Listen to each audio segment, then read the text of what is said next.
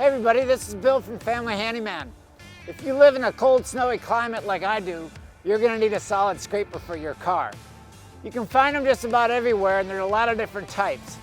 I've looked over the whole lot. I've narrowed it down to 3 choices. Let's have a look and you can decide which is best for your situation. Let's get started. First up is the Snow Joe Ice Scraper. Now, most of you wouldn't think of using a metal edge on glass, but this brass is actually soft enough that it's not going to scratch your windshield.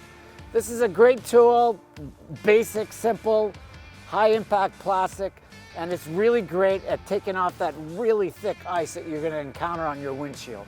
Next is a new take on a snow broom. This is a great tool to have when you want to get the snow off the top of your car. It's not going to scrape the finish in any way whatsoever. It does telescope all the way out, which is great if you got a truck. And it's also got a scraper on the end, as well as these cool little LED lights that turn on. Not only do they flash, but they also shine forwards and backwards.